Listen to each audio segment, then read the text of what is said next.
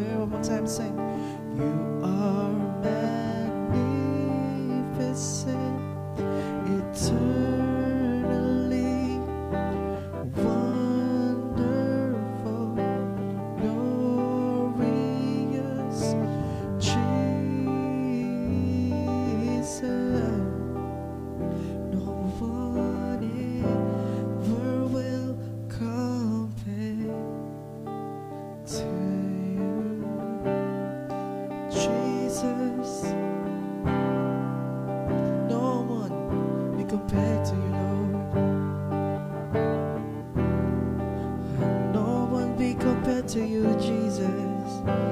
Hallelujah. All the praises and honor belongs to you. All the praises belongs to you, Lord. Hallelujah. Oh, hallelujah, Lord God. Thank you, Lord. Father, in the name of Jesus, we'd like to thank you, God, for this day, O Lord. Ibigay mo sa bawat sa amin, Panginoon. Kami nagpapasalamat sa iyong gagawin, Panginoon, sa gabing ito. Lord, we bless each and every one of us, O God. We bless your word, O God. Hallelujah. Lord, we declare the manifestation of your power and your presence be upon us, O God, as we partake, O God, of your word today. Lord, salamat sa mga pagpapala, Panginoon. Salamat, Panginoon, sa mga biyaya, Panginoon. You deserve the glory and honor and praises. In Jesus' name we pray. Amen and amen.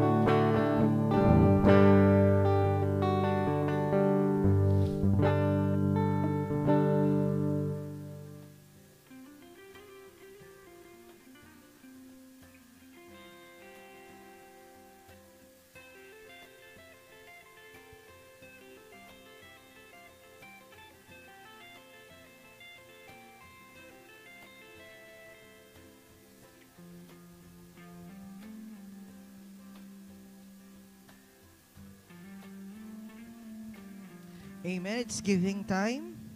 Pakisabi sa katabi mo, it's giving time. Amen. Hallelujah. Sige po. No?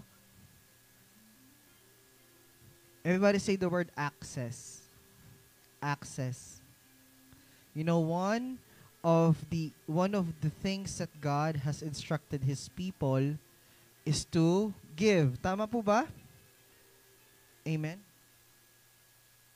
Technically, no, as believers, as Christians, giving should not be an issue to each and every one of us. No? Kahit kailan never magiging issue ang pagbibigay, because we are part of God's kingdom and we are partakers of the kingdom of God. We are partakers of God. Now, one of the secret keys of the kingdom is the law of giving.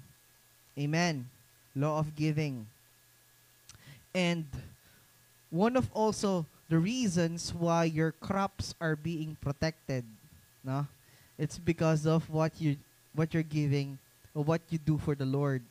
Alam niyo po, no, one of the secrets bakit protektado ang yung mga binhi, it's because of the tithes, giving what is due to the Lord.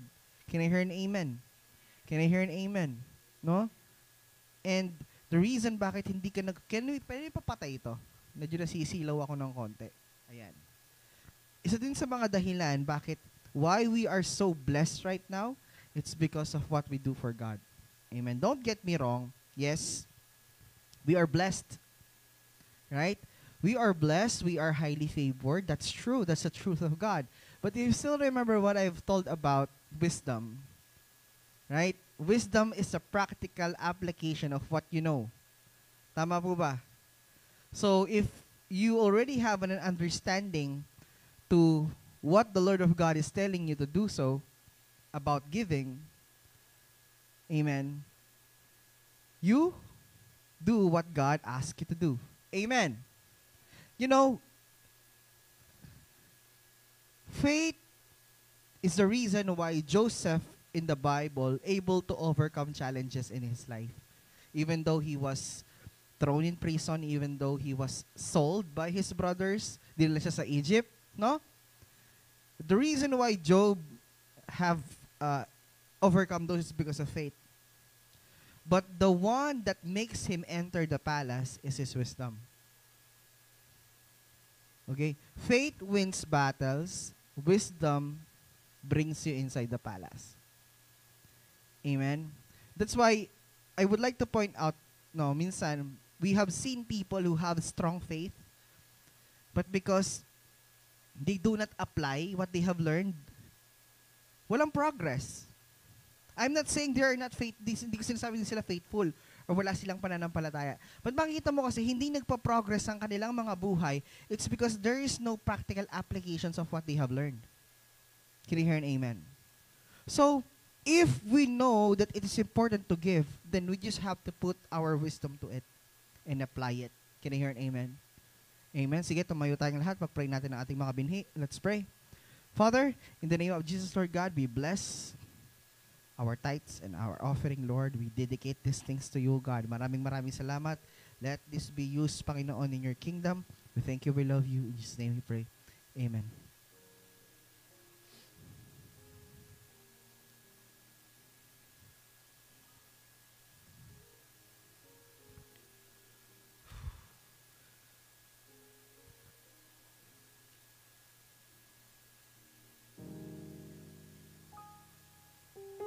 Amen.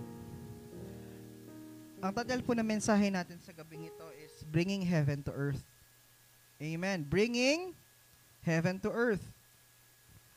As Jesus said in Matthew chapter 4 verse 17, it is said that as you go and preach, the kingdom of heaven is at hand.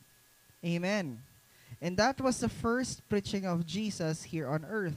As you go and preach, the kingdom of heaven is at hand. Amen. Kahit kailan po ang pananampalataya ay hindi pwedeng mag-day off. Can I hear an amen? Faith cannot take a day off. No? Alam niyo po, if we take a break in our prayer life, we take a break in faith. Can I hear an amen? Kapag tumigil tayong manalangin, tumigil din na tumitigil ang, kapag nag-break tayo sa panalangin, magbe-break din ang pananampalataya. If we take a break in faith, then we take a break with God. Hello? Kapag tumigil lang, nag-break ang pananampalataya mo, you will also take a break with God, and that is problematic or that is catastrophic. Amen. Because basically, whenever we take a break with God is how the enemy infiltrate and moved sa buhay mo. When you start doing what is due, when you start doing what is for God, when you forget about God, ano pa? No, is that when the enemy infiltrates us.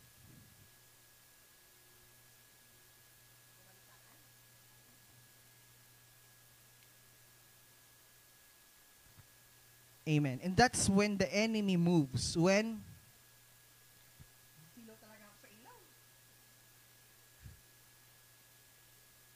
no, and that's when the enemy moves, and that's when the enemy works in our lives. Amen. And this is how things happen that ordinarily when we don't get to be there. This is why we cannot afford to take a day off from prayer, faith, and understanding in our authority sa Panginoon. Amen. Sabi nga nung isang podcast na pinanood ko, do not tell me that you love Jesus if you do not pray. Don't tell me that you love your ministry if you do not pray. Amen. Huwag mo sasabihin sa amin na mahal mo ang Diyos, no? Na hindi ka nagsispend time sa mahal mo. Right? You will tell me that you love someone but you don't spend time with him or her. Then you will tell me that you love him. You will tell me that you love her. Sabi niya, how ironic. Can I hear an amen? Because actually, we are called to be people of prayer as believers. Can I hear an amen? Because as prayerful people, no, prayer people have God realized as an actual force in their lives. A praying church has God realized in glorious power. No man or woman is greater than their prayer life. Amen. That prayer is something that we do in a regular basis, no? A prayer life is not about moments or encounters, but a way of living that prepares you for those moments. Ang prayer life po ay hindi siya encounter. Hindi siya moment ng buhay mo. It means what? It is a way of living. It is part of your life. It is as natural as eating or breathing. Signatural siya ng paghinga at pagkain. Way of living eh. It's a paraan ng pamumuhay. Tama po ba? Kumakain ba kayo? Yung kumamangan. Kumakain kayo. Humihinga ba kayo? So that's your way of living. Enable for you to survive. You have to eat and you have to drink. And then you have to breathe. Enable for your spirit to survive, you have to pray. Amen. And I've never encountered prayerful person na wala ng Sunday. Amen. It's because if you are praying, the Holy Spirit will tell you, go to church. Amen. How ironic, you're telling me, nagpipray naman po ako, then di ko umaattend ng Sunday service. That's not prayer. Can I hear an amen? Do I sound real? No? It's reality eh. Wag tayong wag tayong magpaka-idealistic, no? Let's go dun sa reality na nangyayari. You cannot tell me that you pray and then you don't go to church. You cannot tell me that you pray and you don't go to RRF. It's because when you pray, the Holy Spirit will always convict you to do something for God. If you pray, there is conviction, I need to go to RRF. I need to go to church. I need to tithes. I need to pray where I am. I need to pray for this person. I need to share the gospel because you pray. Amen. Isn't it when we pray, that's the time where we heard or when we hear actual instructions of God? It's the conviction of the heart. Can I hear an amen? A time spent with God, a time spent with the Lord.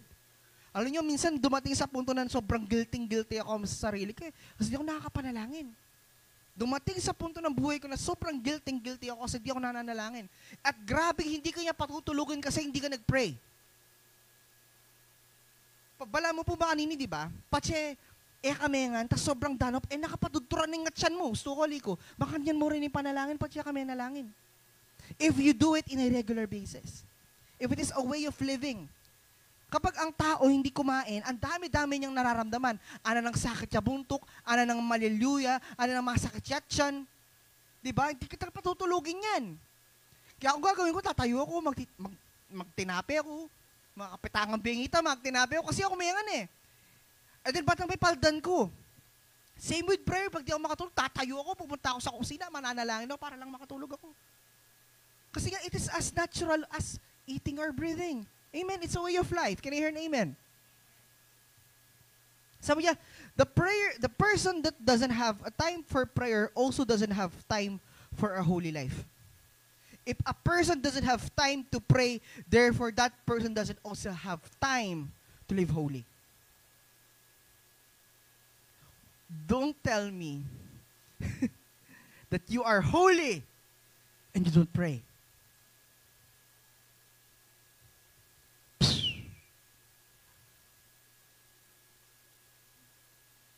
Alam niyo ba yung mga word ngayon? Hindi mo daw kailangan manalangin kasi ligtas ka na. Wow! I can't understand that kind of concept of Word of God. You don't need to pray, it's because you are saved already. Hallelujah. Alam mo kapatid, the reason why you pray, it's because you are saved already. Amen. Hindi mo daw kailangan mag-tithes. It's because binigay na daw lahat ng Lord. Hindi. Dahil binigay na lahat ng Lord, kailangan mong mag-tithes. It's the opposite. Amen. You know, Jesus himself was asked the same question in Matthew 6. Matthew 6, verse 7 to 10. Sabi niya, the Lord's Prayer. When you pray, there's no need to repeat empty phrases.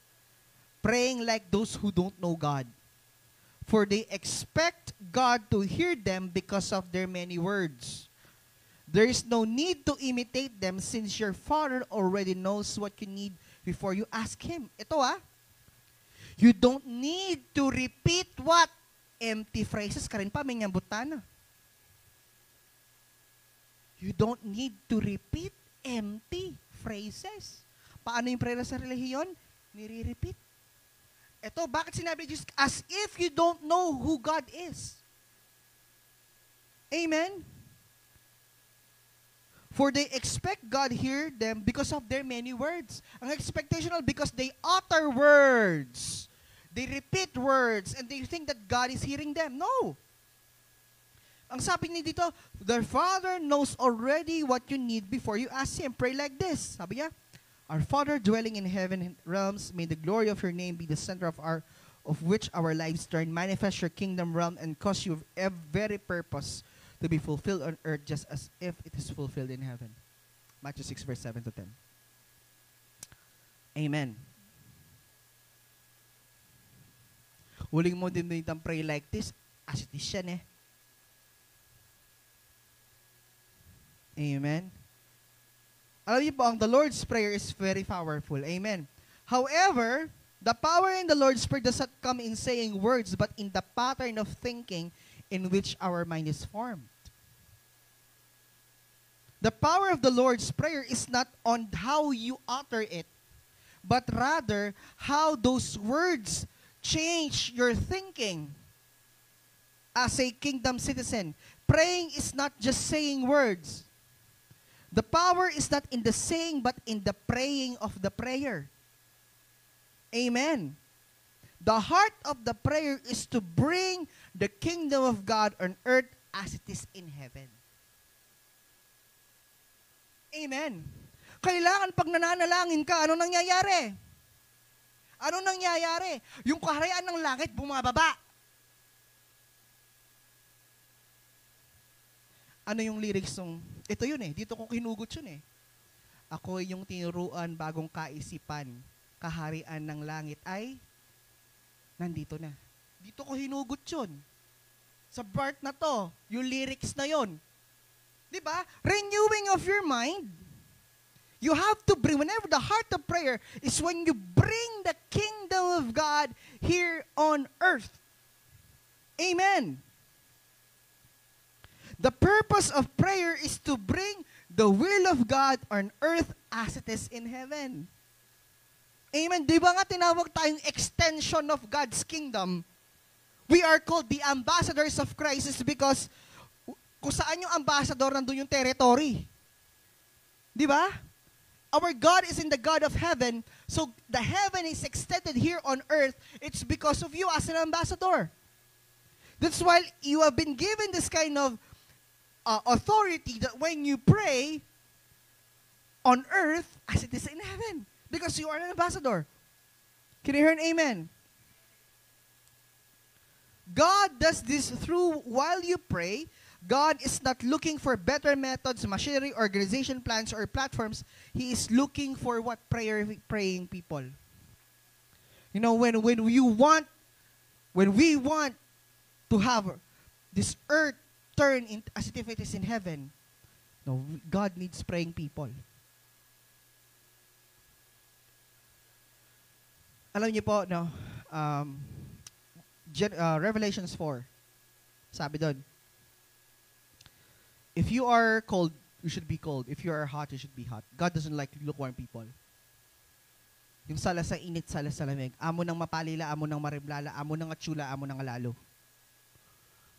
You know what? Lukewarm living releases no fragrance of God. Alam niyo po sino yung mga stagnant? Hindi yung mga malalamig. Yung mga lukewarm people. At alam niyo po ba, mas nakakatakot yung mga lukewarm. At least, kung balo ko unbeliever ya, balo ko niyang unbeliever ya, aligtas ke po. Tama po ba? Maliligtas pa eh. Share mo ng gospel. Pero yung lukewarm, alam niyo po, yung mga lukewarm, they are also called the foolish people.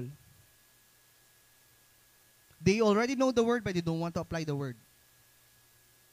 Can you hear an amen? Can you hear an amen? Kaya nga, lukewarm living releases no fragrance of God. Uulitin ko yung sinabi ko kanina. When you don't have time to pray, then you also don't have time to have a holy life. Next, what is the kingdom of God? Romans 14:17-18 says, For the kingdom of God is not a matter of rules about food and drink, but it is a realm of the Holy Spirit filled with righteousness, peace, and joy. Amen. What is the will of God? John chapter 6, verse 40. For the longing of my Father is that everyone who embraces the Son and believes in Him will experience eternal life.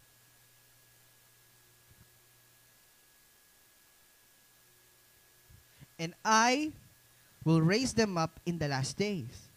Alam mo po, the purpose of our prayer is to manifest what? The kingdom of heaven, no? To cause every purpose of God to be fulfilled on earth. Amen. That's the purpose of prayer, is kailangan mag-manifest ang kaharian ng langit dito. You bring kingdom of heaven here. Amen. And that's why you're wondering, bakit minsan isip ko, bakit walang power yung prayer ko? At alam niyo po ba bakit yung mga tao ayaw nilang mag-pray? Mag-opening prayer kayo, bisa. Alam niyo bakit ayaw nilang mag-pray? Kasi hindi sila araw-araw nananalangin. Boom! O, reality tayo, no? Diba? Yun lang yun. The reason why some people don't want to pray in front of people, hindi dahil, alam niyo po bakit? When you have a prayerful life, the Holy Spirit will give you zeal and intimacy and ablaze the fire in your heart. So whenever you have this kind of opportunity to pray, you will grab it. You are a prayerful person eh. And alam mo, ang isang taong prayerful person, submissive sa Holy Spirit yan. If your RF leader tells you, pwede ka ba mag-opening prayer? Sige po, pastor. Sige po, ate. Sige po, kuya. Sige po, RF leader, magpipray po. There will be no issues. Why? Because you do it in a regular basis. Tama? Tama? Can you hear an amen? Wala nang theory. Reakta tayo. Amen. Ulitin ko When you ask someone to pray and they don't want to pray, and isa lang ang dahilan nun, they don't pray in a regular basis. Ulitin ko po. Prayer is a way of life. It's not just a habit. It's not a moment. It's not an encounter. It's what? What? It's a way of life. Amen. Alam niyo po kasi, no, why do you think God wants to bring heaven on earth? Kasi po yung nangyayari sa society natin ngayon, hindi mukhang heaven. Tama? What is happening right now is hindi heaven. Alam niyo, sobra akong nalungkot dun sa na gender inequality. That you're no longer allowed to confront students if they dress like that, if they have earrings, if they have colored hair.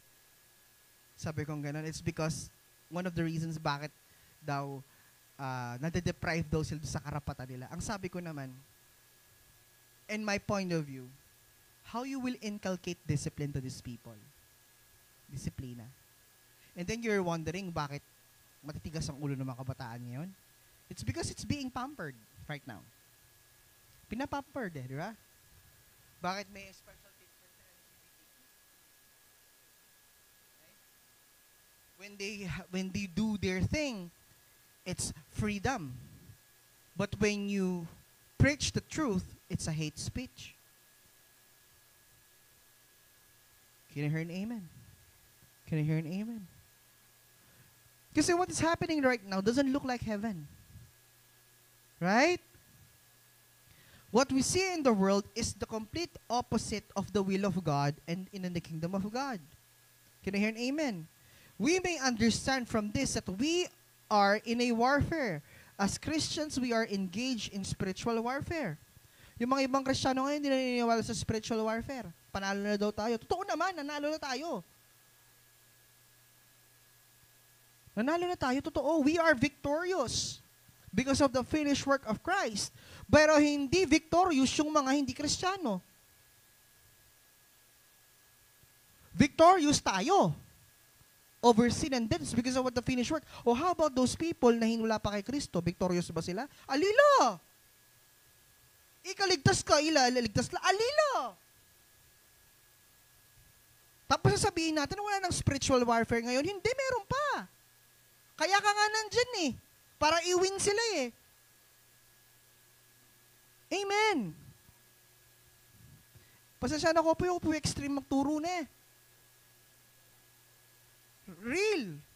Reality tayo guys. No? Totoo, blessed tayo. Ginawa na lahat ni Lord. Ginawa na ni Lord para sa atin. Totoo yun. o para sa mga unbeliever?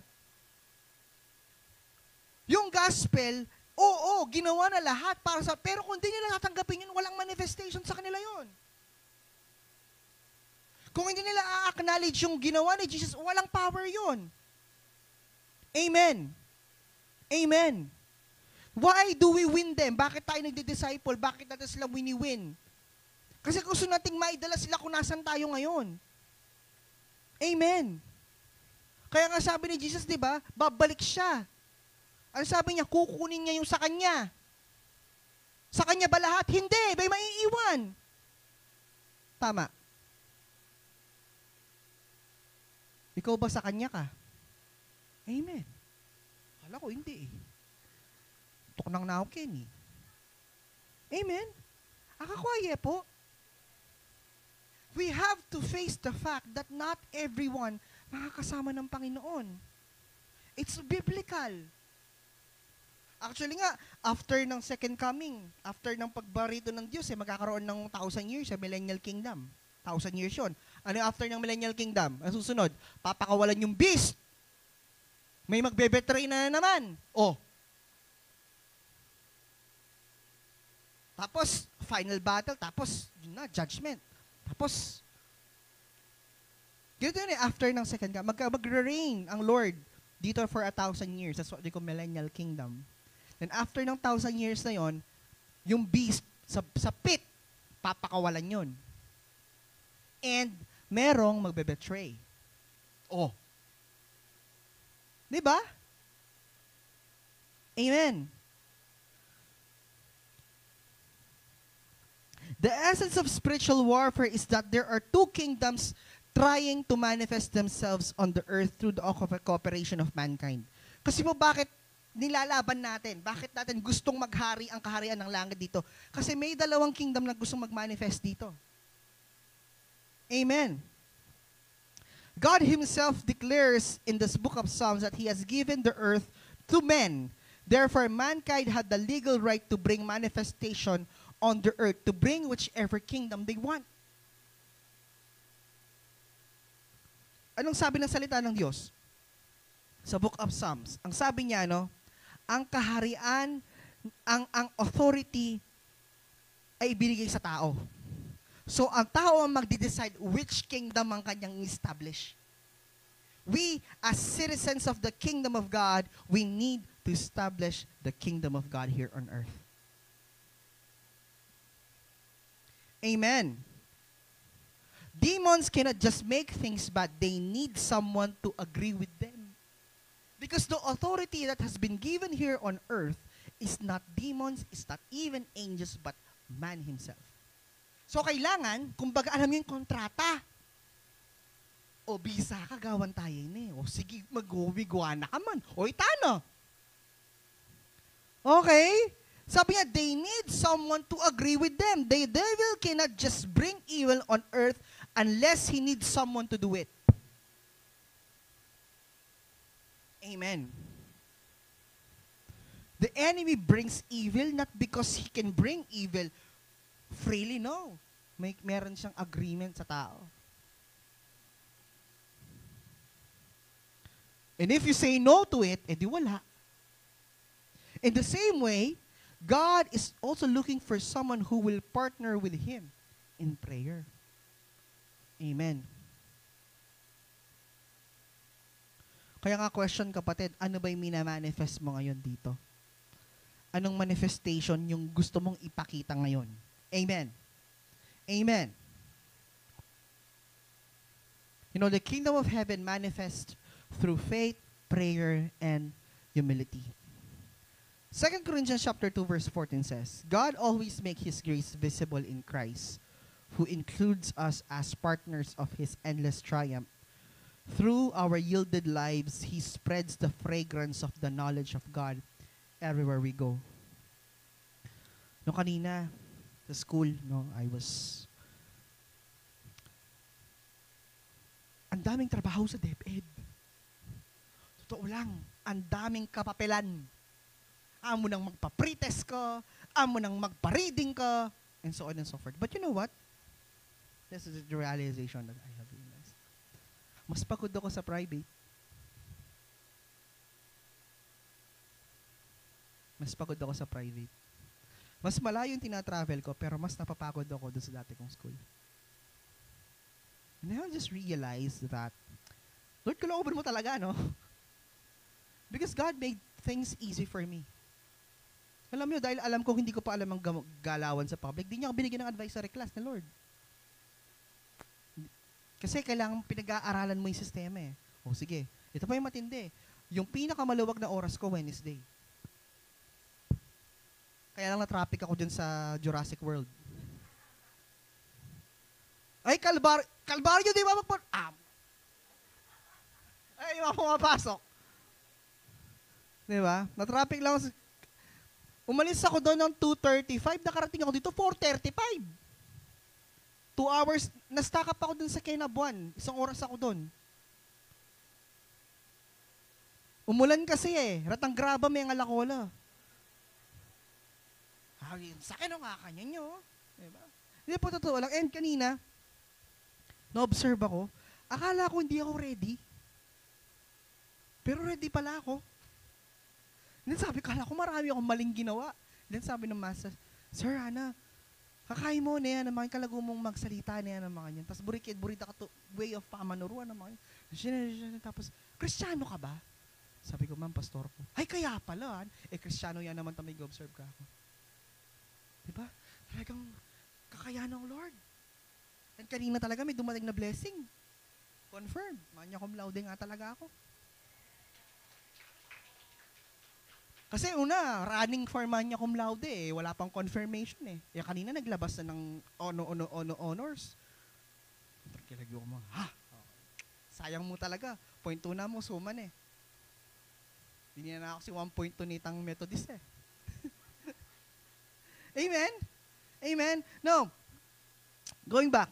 Sabi ito, if a fire, strong wind, or flood has passed through this place, there would be evidence of it.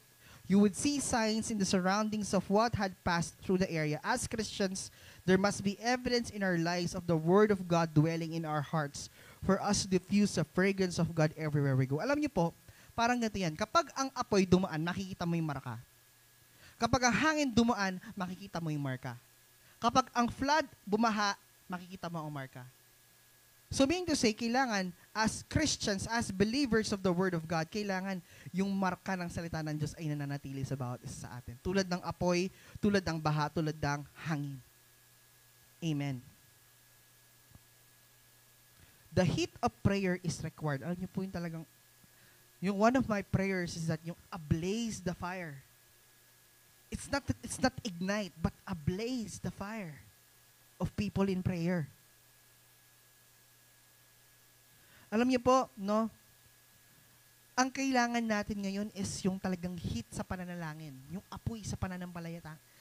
Huwag niyo munang isipin yung mga how you pray, but yung desire, yung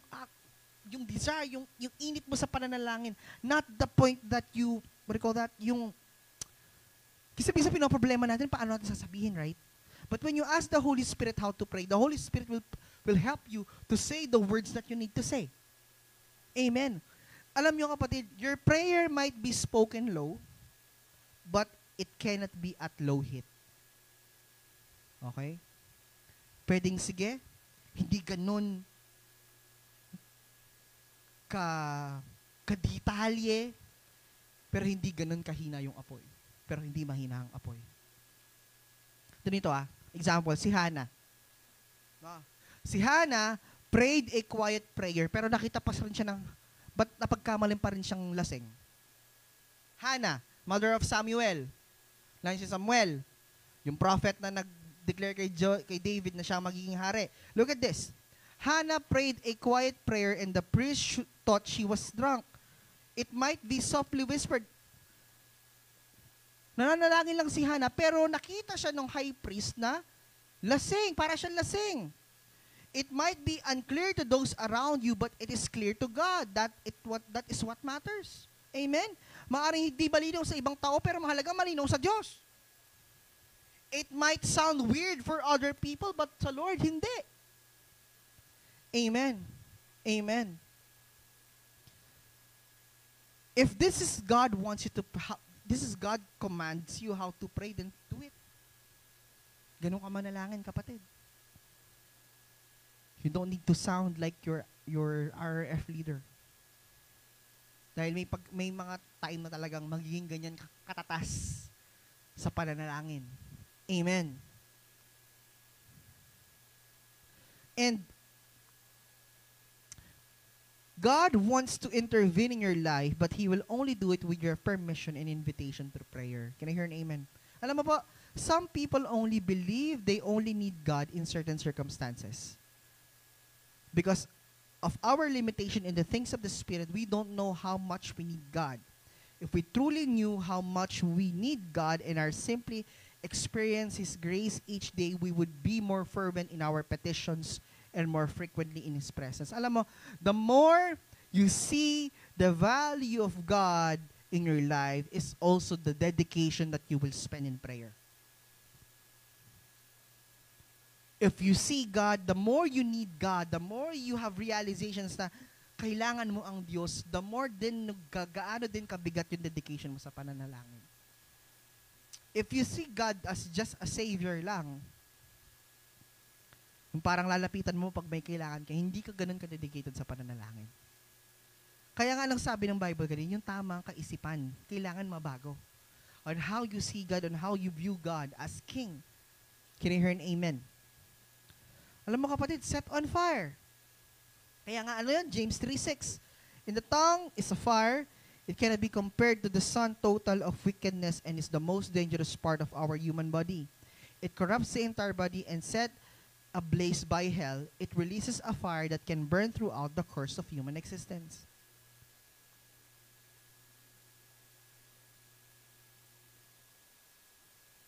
Amen. Anong sabi ng Bible? Life and death is in the power of the tongue. Napaka-powerful ng dila mo.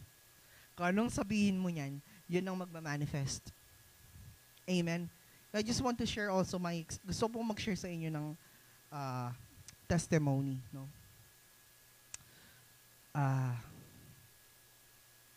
First day ko, di ko alam anong gagawin ko. Kasi magtuturo ka na eh. Di ba? Di ko alam anong gagawin ko. Tapos kakaiba. As in kakaiba. Unang-una, walang aircon.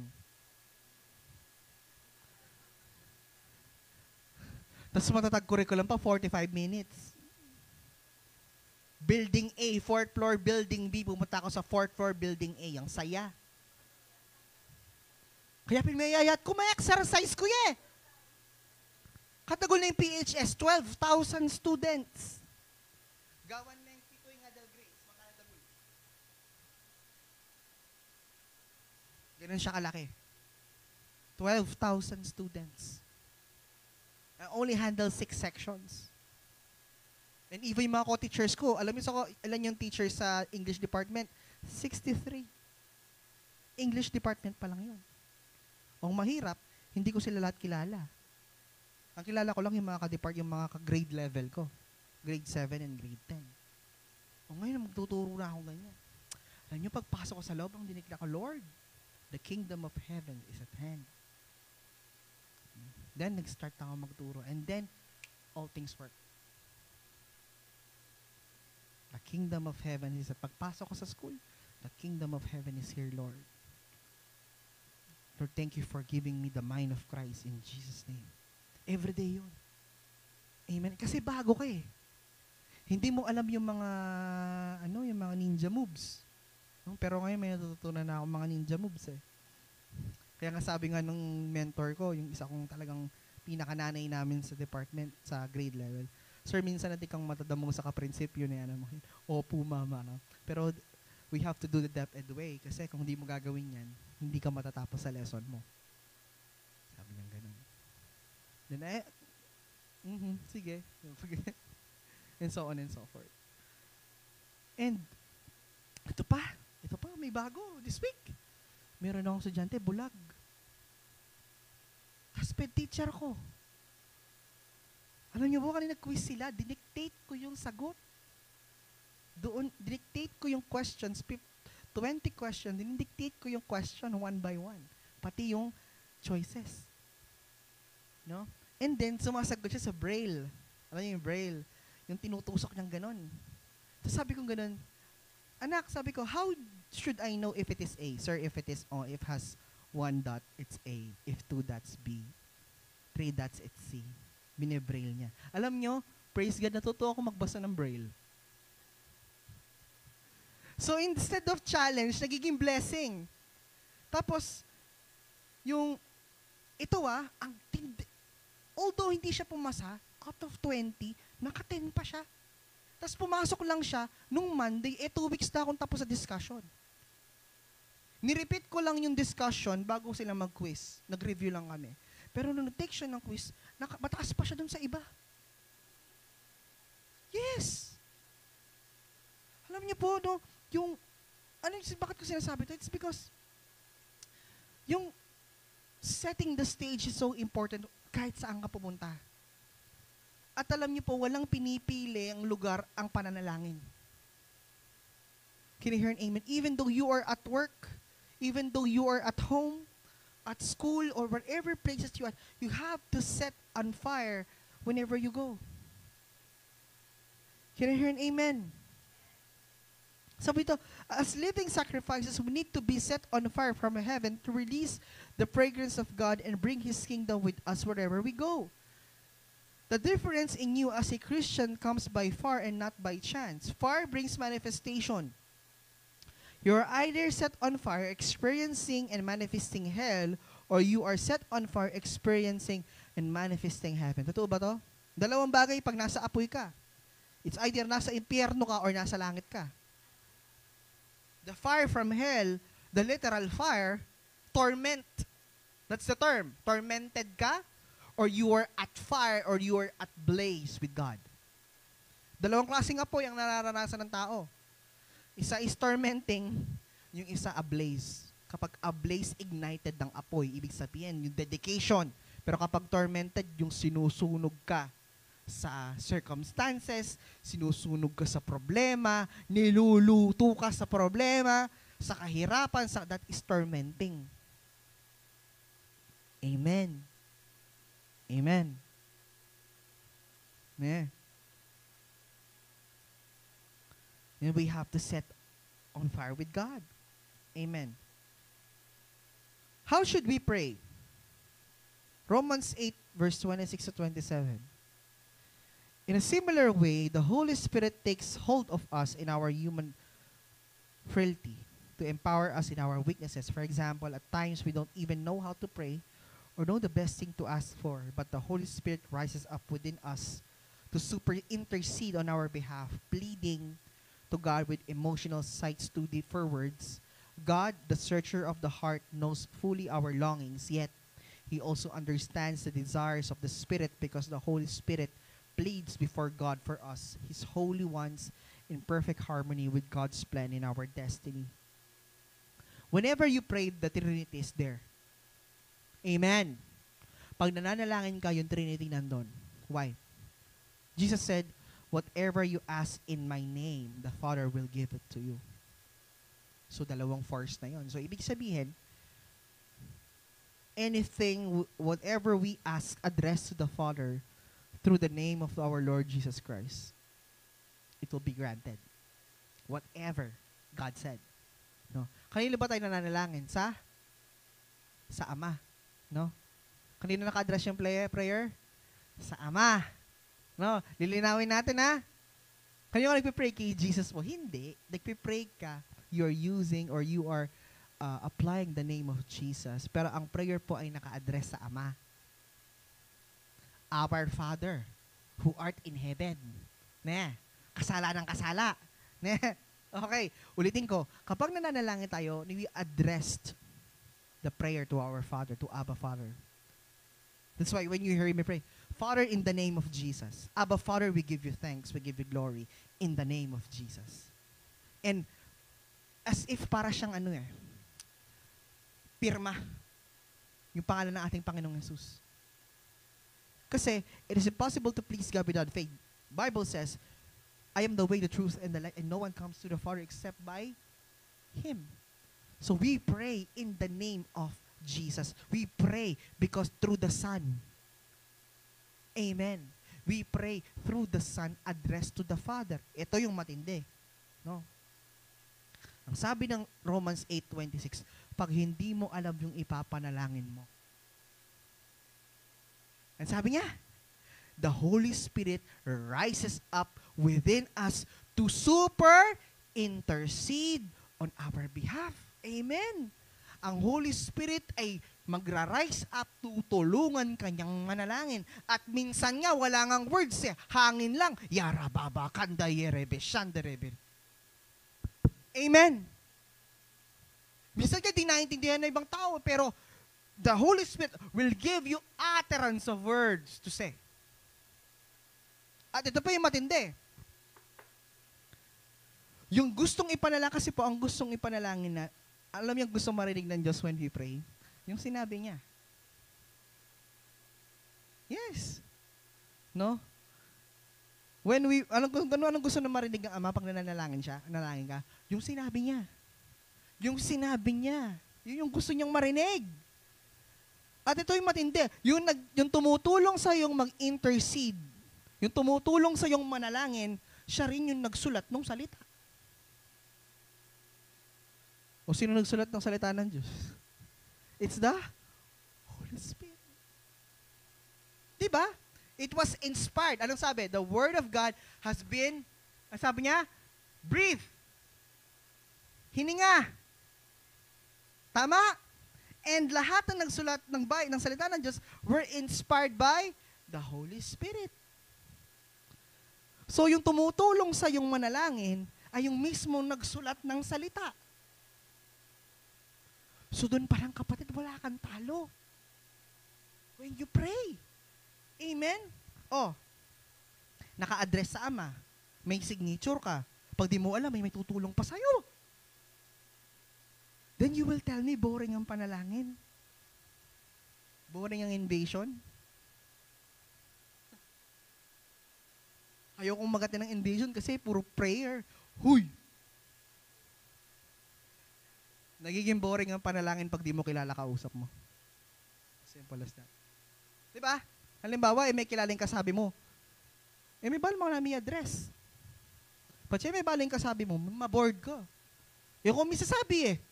Tama. People who are bored in prayer, they just don't know kung sino yung kausap nila. Hindi nila kilala ang Diyos. Pero kung ikaw kilala mo ang Diyos, kahit kailan never magiging boring ang prayer sa'yo. Amen. Amen. Magsimula tayo ngayon. Let's build an ablaze fire of prayer in our hearts bago buhay mo. Amen. Kung paano tinatransform ng Diyos yung buhay namin ng pamilya ko ngayon. Gusto ko i-testify to kasi hindi ako yung gumawa nito eh. Itong promotion na to, yung mass promotion na to, di ko rin alam paano nangyari to eh. Basta ang sabi lang ng Lord, mag-pass ka. Gawin mo yung part mo, and I will take care of the rest. And you just have to be aware and sensitize yourself in the Spirit of God if it is His will or not. Yun lang. Sabi ko, Lord, kalooban mo bang mag-DepEd ako? Wah. Alam niyo pa paano ko nalalaman kapag, one of the reasons pa, how do I know? It's, pag nagpasa ako, tapos walang ka-encounter na problem, lahat ng process, pagpa-file ng smooth sailing, walang aberya, kalooban ng Diyos. Kasi po, kapag close kayo ni Lord, pag alam niya may payama ka, kahit napapututan na niya eh. Di ba? Naniniwala kayo doon? That if it is the will of God, if it's not the will of God, at ayaw niya mapahamak yung anak, kita papututan na niya, cut na niya. Hindi niya na alam mag-pustro ka. At kung hindi man ganun ang mangyari, mayroong magre-rekindle sa puso mo na, wag mo, hindi ka patutulugin yan. Kasi walang ni isa, walang ganun. I just passed. I waited. I pray. Ayun, nangyari. Amen. Ito yung matindi. Walang backer. Alam mo kapatid, sa mga sasanak ng Diyos, di mo kailangan ng backer. It's just using the wisdom that has been given by God. You don't need anyone to promote you. You just have to trust God. At alam niyo ba mga kapatid, no? dahil dun sa wisdom na binigay ng Lord, yung mga nahila kong magparang, lahat sila nakapasok. Amen. Yung mga nakakonect sa akin, pati sila ngayon napagpala. Kasi po, igkat kayo mo itang metong kung abe eh. Actually, naman mag-resign. Mag-resign ka na. Mag-resign ta na ako. Tugi ka ako, magparang ta mo. Migparang kaya yun, tsukambo. Senior high. Itang metong kandabo. Ngayon sabi ko, sir, gang mapagal ka, walo matas ka sweldo. Okay. Sinawa na kaya taking 4-5 pa bulan na ako. Kaya may magkaili kami eh. May magkaili kami kasi talagang ma-overwhelm kami kitang gawa ng Lord. Christian niya naman ta. Kaya balo na eh. Amen. Amen. Prayer. Can you hear an amen? Yung buhay mo, ilaan mo sa pananalangin sa Panginoon. Kapatid, walang mawawala sa'yo. Maraming madadagdag sa buhay mo pag nanalangin ka. Hindi mo naman kailangan mag-close doors talagang. May pagkakataon na close door prayer talaga na grabe yung intimacy mo eh. No? But what I'm trying to say is to establish a way of life in praying. You will see the fruit. You will know whether you will grab it or not. And you will see visions when you pray. Alam niyo po, I'm already one step sa pangarap kong magkaroon ng school. Kasi sabi kong ganun, gagawin kong stepping stone ng DepEd eh. Aaralin ko yung sistema eh. Bago ako magkaroon ng sarili kong eskwelahan. Aaralin ko yung sistema. And I'm already one step. Naka-move on na ako to my vision. And to establish that. Nandun ka na. Align ka na. Can you hear an amen? Can you hear an amen? Tsaka sabi nga ni Ma'am Jera, no? Gusto ko lang po i-share sa inyo to.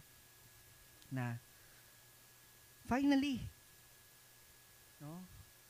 Kumbaga po, nandun ka na dun sa profession mo. Naka-in ka na sa... Kasi po, totoo naman, ito po, honestly speaking, ang hirap pumasok sa government.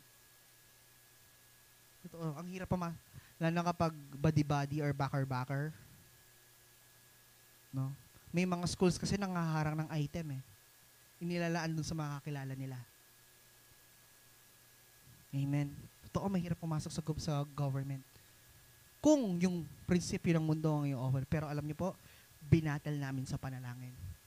And even yung evening katuwangan ko, pati mag-communion kami, talagang babatal. Lord, answered prayer. Salamat po sa PHS. Salamat po sa DepEd. Declare na yun. Ito, milyari yun. Amen. Prayer. Alam niyo, wala kang ginamit na kahit anong impluensya. Hindi mo ginamit yung pagiging pastor mo para mag-bring ng influence. You just what? You just did what? You just established yourself in prayer. Ayan yung living proof. You just establish yourself in prayer. Can you hear it? Amen.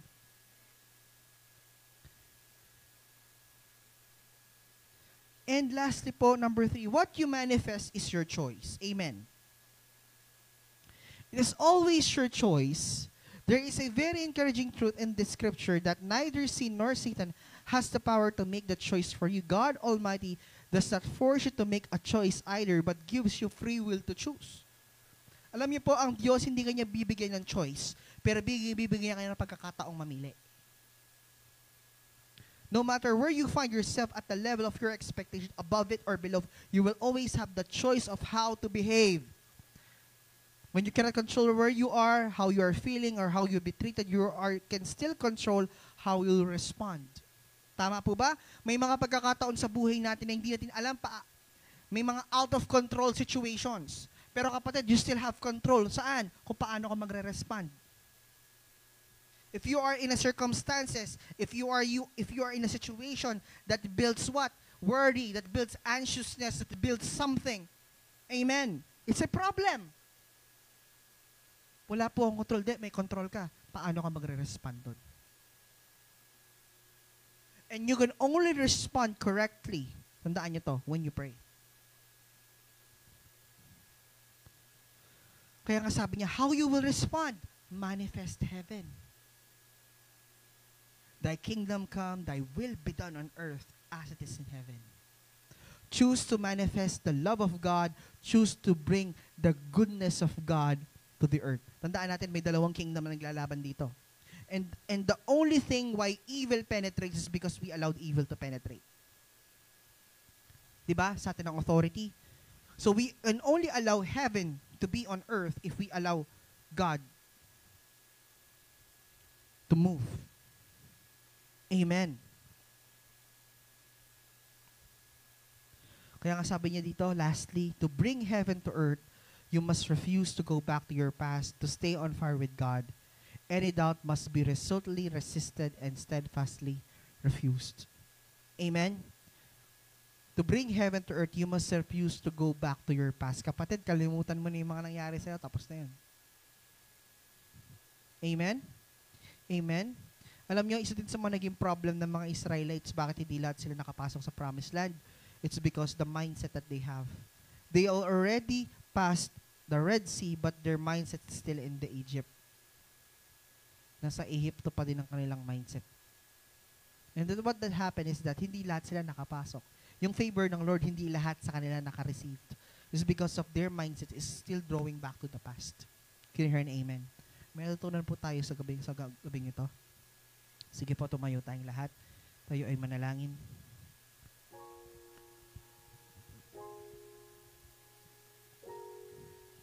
Let's pray. Father, in the name of Jesus, O God, we thank you for the power, O God, of prayer. We thank you, O God, for the manifestation of power, O God. That your kingdom come, that your will be done on earth as it is in heaven. As you have said in your word, O God, that you want us to bring heaven here. Lord, I declare and I decree, O God, ablaze the fire that we have in our hearts and pray. Lord, yung zeal, Panginoon, na ma-establish sa buhay sa Panginoon, na manalangin, Panginoon, acknowledge you every single day of life, to have this kind of desire and dedication, O God, to spend time with you, O God. Because, Lord, you said in your word, O God, that a prayerful person, O God, is a blessed person. Lord, those people who could establish prayer in their lives can also establish holy life. Maraming salamat, Panginoon, sa buhay ng bawat isa na sa gabing ito. Naniniwala kami, Panginoon, may manifestation ng iyong salita sa gabing ito, pa to be with them all the days of their lives. Maraming salamat. You deserve the glory and honor and praises. In Jesus' mighty name we pray. Amen and amen.